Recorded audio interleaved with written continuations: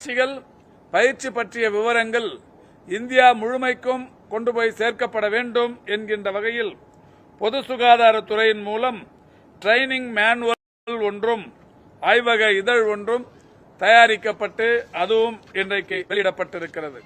இதோடு மட்டுமல்லாது இன்னும் ஒரு மகிழ்ச்சியான அறிவிப்பு ஒன்று என்றால், தமிழ்நாட்டில் 2021ஆம் ஆண்டு மாண்புமிகு தமிழ்நாட்டின் முதலமைச்சர் அவர்கள் ஆட்சி பொறுப்புக்கு வந்தவுடன் கொரோனா பாதிப்பு என்பது மிகப்பெரிய அளவிலே தாண்டவமாடியது. Corona alpha, beta, delta, delta plus, gamma, kappa என்று, ஒமிக்ரான் என்று பல்வேறு வகைகளில் உருமாற்றம் பெற்று ஒரு மிகப்பெரிய அளவிலான அச்சத்தை ஏற்படுத்தியது.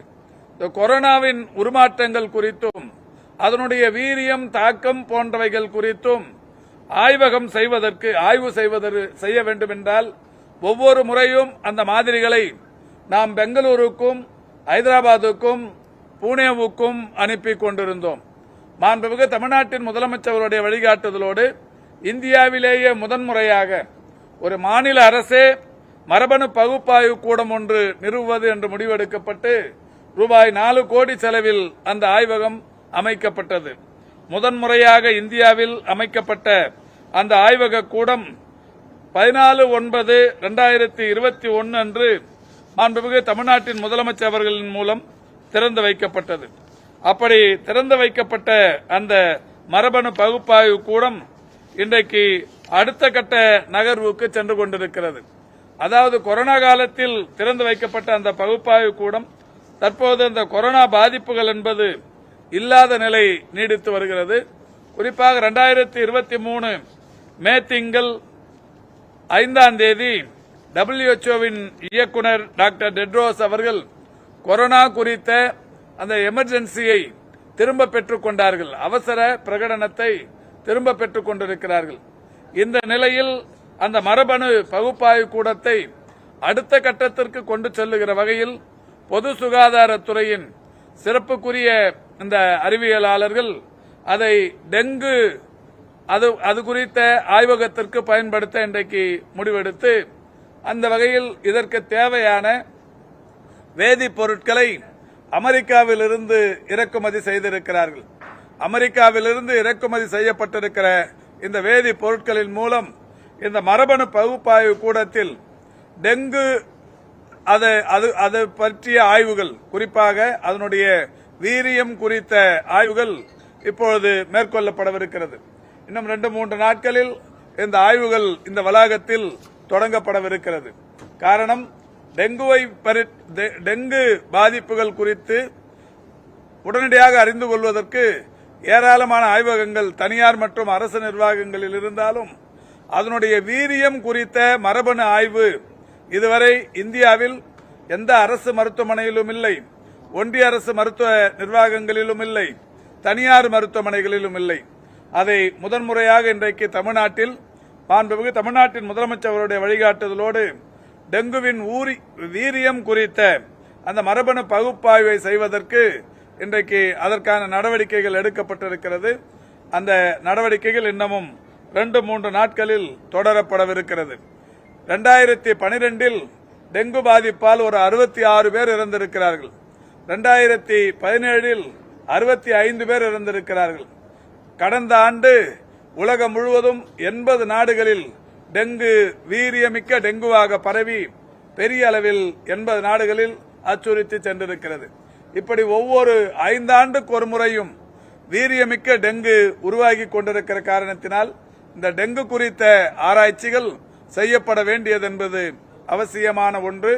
அந்த வகையில் இன்றைக்கு அந்த டெங்குவின் வீரிய தன்மை குறித்து ஆராய்வதற்கு இந்த மரபணு பகுப்பாய்வு கூடம் பயன்படுத்தப்படவிருக்கிறது. 2-3 நாட்களில் அது செயல்படுத்தப்படவும் இருக்கிறது என்பதை தெரிவித்துக் கொள்கிறேன்.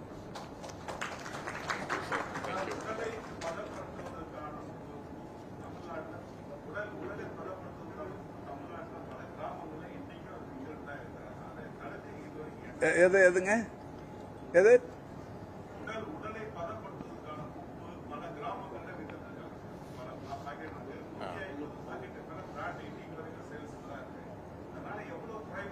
இப்போ நம்ம ஹெல்த் இன்ஸ்பெக்டர் வச்சு அந்த சாம்பிள் எடுத்து அசஸ் பண்றோம் சார்.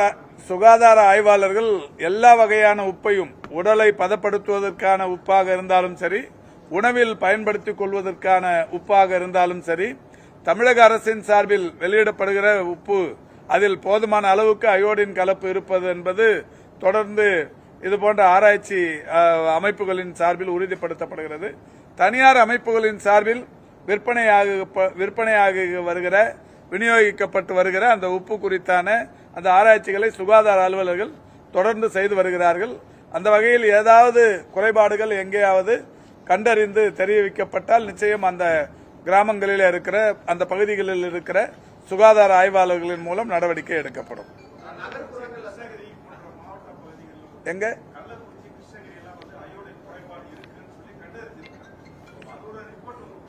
இல்லப்பா, அது தொடர்ச்சியா அந்த உப்பு வந்து தனியார் உப்பும் நிறைய வருது, விலை குறைந்த வகையில் அந்த மாதிரி வர உப்புலாம் கண்டறிந்து உடனடியாக அந்த சாம்பிள்ஸை ஆய்வகத்துக்கு அனுப்பி நடவடிக்கை எடுக்கப்பட்டு வருகிறது. அந்த வகையில் இப்போ வந்து எல்லாருக்குமே விழிப்புணர்வு வந்திருக்கு. அரசின் சார்பில் இப்போ கூட நம்ம அந்த லேப்ல பார்த்துட்டு வந்தோம். பல்வேறு வகைகளில் அரசே கூட இன்னைக்கு அந்த உப்பு விற்பனை செய்கிறது. அதுல வந்து அயோடின் கலப்பு இருக்கிறது. அதை நிறைய பேர் வாங்குறாங்க. இப்ப நீங்க சொன்ன அந்த உடல் பதப்படுத்துகிற அந்த உப்பில் இருக்கிற பிரச்சனைகள் குறித்தும் நடவடிக்கைகள் தொடர்ந்து கொண்டிருக்கிறது.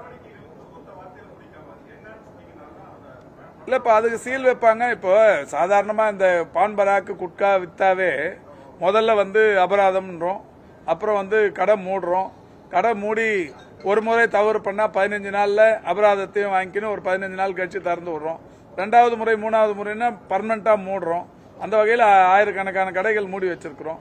இதுதான் நடவடிக்கைங்கிறது. சீஸ் பண்றோம்.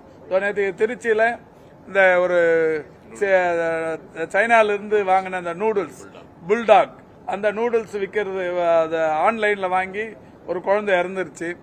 அதை சாப்பிட்டதால அது நடந்ததுங்கிறதால அது செக் பண்ணதுல ஒரு குடோன்ல ஆன்லைன்ல வியாபாரம் பண்றதுக்காக இந்த அமேசான் அந்த குடோன்ல வந்து ஒரு 800 கிலோ புல்டாக் அது இது இருந்தது, சீஸ் பண்ணிருக்கு, ஆய்வகத்துக்கு அனுப்பியிருக்கோம். இந்த மாதிரியான நடவடிக்கைகள் தான்.